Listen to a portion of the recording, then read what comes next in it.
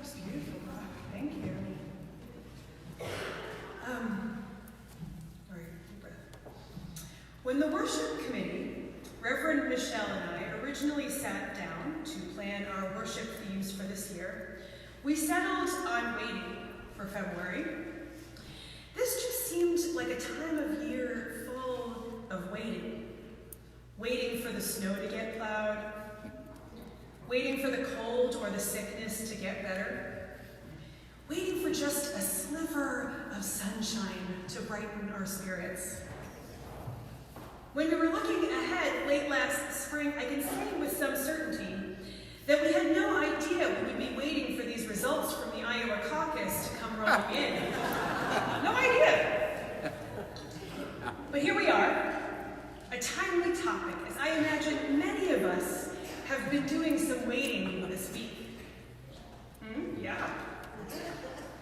At times, it really feels hard to see the gifts of waiting. It is hard to see exactly what we could be grateful for in the waiting if we are anxiously looking ahead to some results or looking ahead to a difficult conversation. The in-between doesn't always feel like a blessing. When our lives are on the line, or we are waiting to hear about the health and well-being of a loved one, waiting can be a deeply trying experience. The in-between can be a place of anxiety and even boredom, as our story highlighted this morning. It can feel like a place where everything and nothing is going on all at the same time. And if you want to come and explore patience with us, especially in the face of injustice, I highly recommend coming back next week. But you'll have to wait. So that's where we're going. But for today, we pause. Today we seek meaning and life sustenance in the in-between, in those moments when we are waiting. For even in those moments, some piece of the sacred can be found. I love the bear in this morning's story because I am that bear. I'm sure none of you has ever experienced boredom or in church ever, but one of my friends is a retired teacher who used to serve a preschool founded on Buddhist principles. We were talking one evening as her career was winding down and she was getting ready for retirement, and she told me that one shift she had noticed in the kids she worked with in recent years was the amount of boredom they experienced. They were constantly complaining, "I'm bored, there's nothing to do." As she recounted this to me, she wondered if perhaps the kids were bored because of the constant entertainment and stimulation present in their lives as a result of the amount of screens and electronics the kids were exposed to. I'm not here to confirm or deny that theory, but you know what she told me she would tell these little 3 and 4 and 5-year-olds? She would tell them boredom is an important spiritual lesson. She'd say, it's really important for us to be bored sometimes. In our story this morning, the bear would not have been able to see and appreciate all the beauty surrounding them if it had not been for embracing the boredom. At first, the bear attempted to fight what was happening to avoid boredom, or finding others to play with, or finding some other sort of distraction. But once they settled into the experience, the bear was able to notice the bird flying in the air and the air blowing through their fur. The perspective shifted from one of doing nothing to observation and noticing. This is the same with us. In the moments of in-between, where nothing exciting seems to be happening, where life is just rolling along, these moments bring balance to our lives. And if we are willing to sink into them, rather than fighting, there are vast and fabulous opportunities to notice the beauty around us, to recognize something new about ourselves and others, and to just to perhaps learn a very important new spiritual lesson. It feels so timely to explore this because so much of our country, our world feels so urgent right now. It feels like something's got to change, and it's got to change now. The news cycle, the to-do list, social media, the waking with dread, wondering what new thing happened yesterday that we have to react to today. Has anybody had this experience in this room? Yes? Okay. We're not alone. Kate Walker reminds us, social hierarchies may disassemble and structures may fall, communities may revolt or tempt trust, tradition may falter or creativity crashes forward, leaders may step down or take charge, the people may choose or refuse. So much is riding on each moment. And it feels like we need to react or take action or do something to make it all come together, to realize the change we wish to see in the world. I am reminded in this moment of what one of my wise teachers shared with me at some point in my life. We are not defined entirely by what we do. We are not defined entirely by what we do. To be defined by what we do ensures that human beings exist to remain productive. It means we can judge our value at the end of our short time here on earth by our accomplishments and what we have done. No, that is not how we are defined. We are defined by who we are. We are defined by the values held at our core attributes. We are human beings, not human doings, right? To exist only in a mode of lifting up what we can produce and do flies fundamentally in the face of our common humanity, flies fundamentally in the face of the message and the truth that we are all loved. Our values, our being, is what matters most. And we have to make time to pay attention to this part of ourselves. It seems like this in-between time is the perfect space to practice being rather than doing. And when we notice this in-between time, when we embrace it rather than fighting it, we see moments where there is liminality, a letting go, entering into confusion, ambiguity, and disorientation. A ritual begun, pause, look back at what once was, look forward into what becomes. Identity sheds a layer reaching into something uncomfortable to wear. A time to embrace confusion, ambiguity, and disorientation. 3 amazing teachers.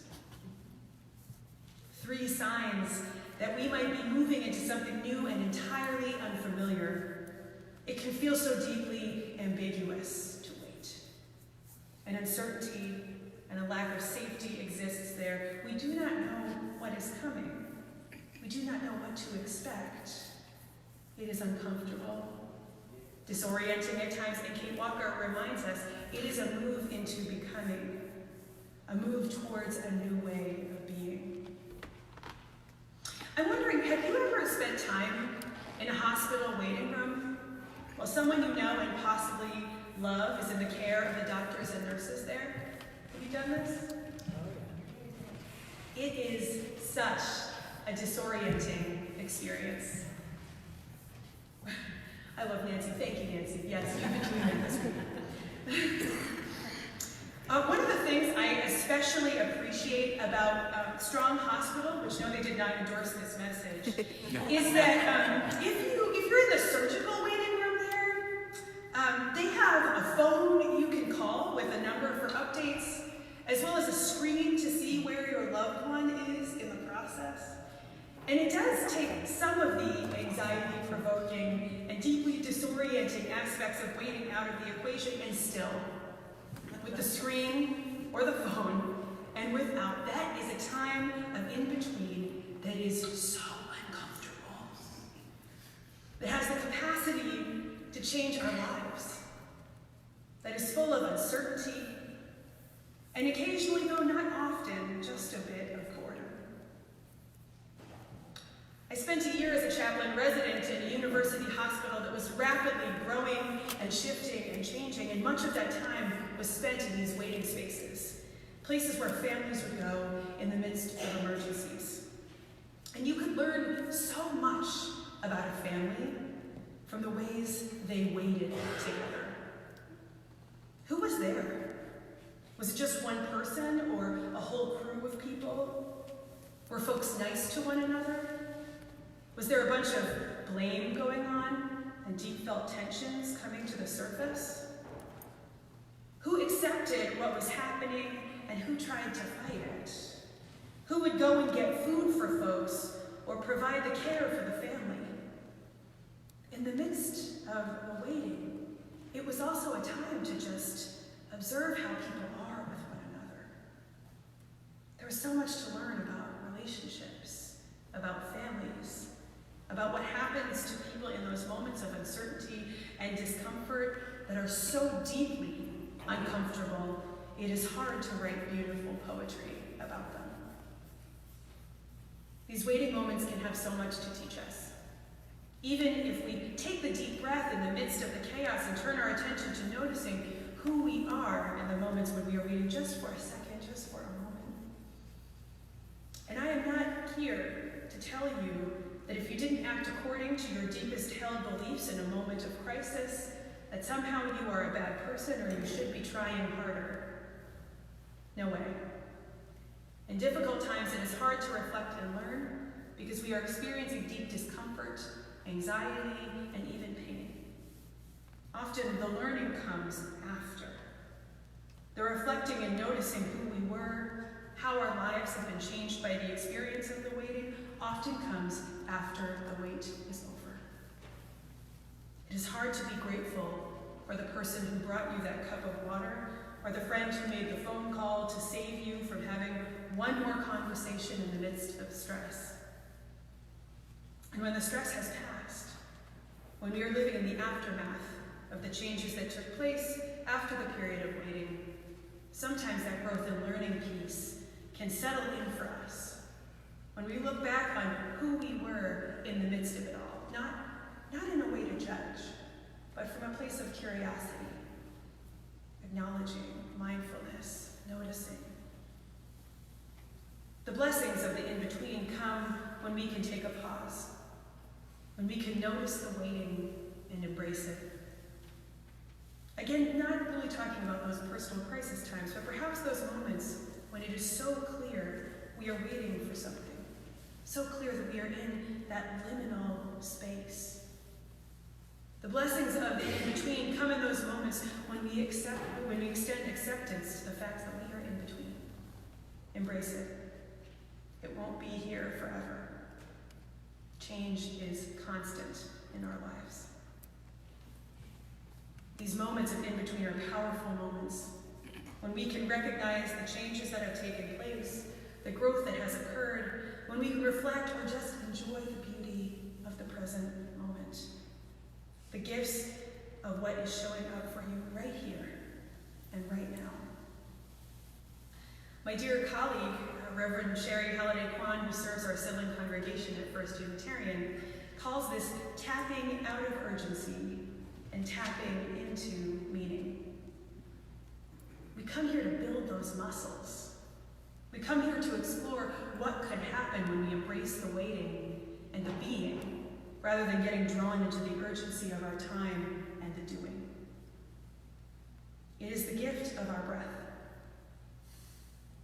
the gift of the pause button, the gift of much needed reflection time, the gift of waiting rather than rushing headlong into the next moment or experience. Our lives are full of inhales and exhales, breath moving into and out of lungs, moment after moment, day after day. Let's make the choice to embrace these gifts. Let's make the choice to have our lives enriched in the waiting rather than squandered in the resistance or the lack of acceptance. Let's decide to be instead of focusing solely on what we do. Let's embrace the blessings of the in-between. And let's take a deep breath together.